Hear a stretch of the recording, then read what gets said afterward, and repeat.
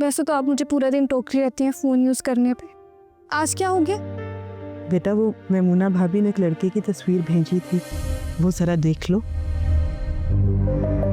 किसकी? अहमद नाम है उसका। तुम्हारी ताई चाहती हैं कि तुम्हारे रिश्ते के लिए मैं उसे देख लूं। ऐसा कहा है उन्होंने? हाँ, वो कह रही थी अच्छा लड़का है, घर बार भी अच्छा है, सरकारी नौकरी भी करता है। इतना अच्छा लड़का है तो रमशा की शादी कर देना उसके साथ। देखो बेटा, मैमुना भाभी पर गुस्सा करने की कोई जरूरत नहीं, वो तुम्हारे भले की ही बात कर रही हैं। अम्मी वो मेरा भला नहीं चाहती, वो अपनी बेटी का मुस्तकबिल रोशन करना चाहती है। अम्मी आपको समझ में क्यों नहीं आ रहा? वो मुझे साइड पे धकेल के रमशा का रिश्ता जुबैर से करना चाहती है। हो सकता है कि खतीजा बाजी ने उनको ये बात कही हो।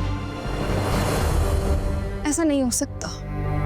देखो सहर, किसी के साथ भी जबरदस्ती नहीं की जा सकती, और ये बात याद रखना तुम।